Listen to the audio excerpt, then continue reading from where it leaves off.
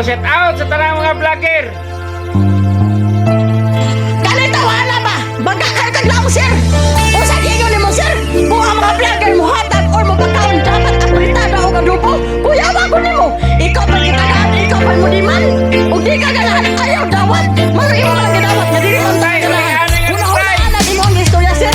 Daghan kayong tao na hiubos nimo. O nasakit sa imong istorya.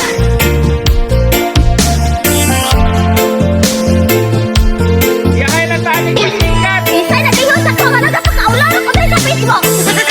Ha? Ayaw magbuhat naman sa ikong pamilya sa kanila. Kaya ako ginagawa sa kong pamilya. Kapalo na nag-insa ka.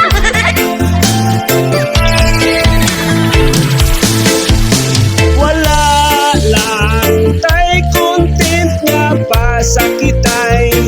Bahala nagwala tayangay. Dili lang ta mag-away.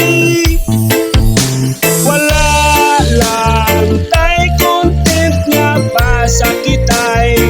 Bahala nagwala tayangay. Dili lang ta mag-away.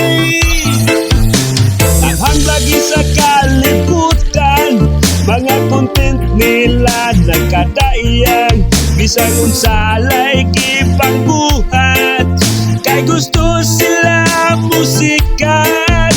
Gilinog ug kinakuskan, nangasyak ang mga katawhan.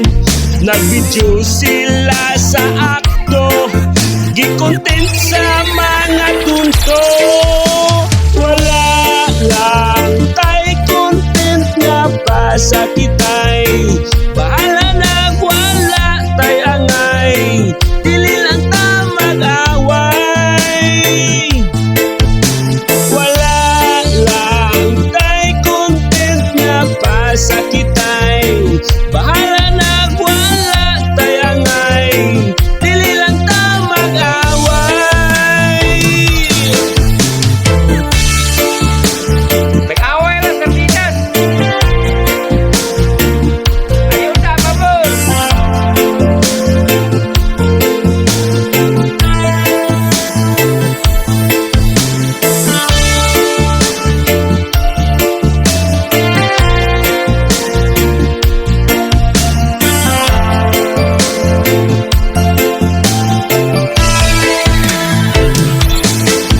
Nanghatag silag ayuda sa mga tao nga nabiktima.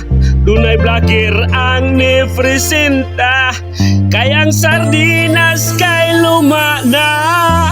Mga vlogger na nga pugwat, nagka-video na lang sila og ahat. Gi-content sa mga tunto, gi-upload sa publiko.